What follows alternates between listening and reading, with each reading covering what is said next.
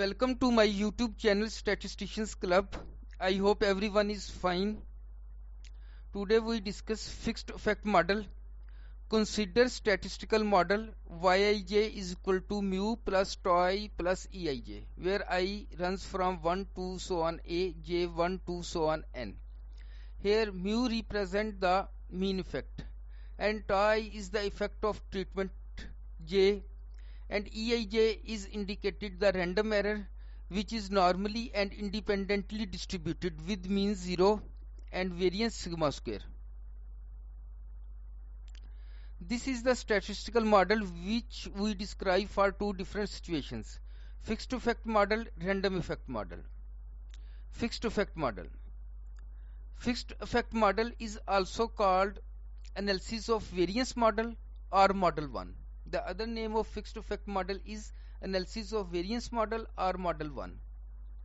In fixed effect model, treatment or factors could have been specifically chosen by the experiment. In this situation, we wish to test hypothesis about treatment means, and our conclusion will apply only to factor levels which is considered for analysis. The conclusion cannot be extended to similar treatments that were not explicitly considered. So this is the important point.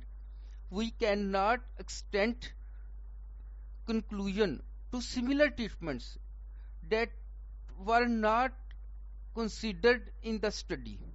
So this is the main difference between fixed effect model and random effect model, because both fixed effect model and random effect model use the same model. This is the model that is used for fixed effect model and random effect model. So this is the difference. In fixed effect model, conclusion cannot be extended, but in random effect model we can extend the conclusion. We discuss in detail in next video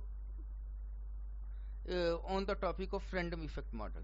So we may wish to estimate model parameters mu, tau I, sigma square. This is called fixed effect model. Here is the example. The investigator study is confined to the effect of K fertilizer. He has to choose a fixed effect model. If investigator wants to study the effect of only K fertilizer, then he will choose fixed effect model. Thanks for watching.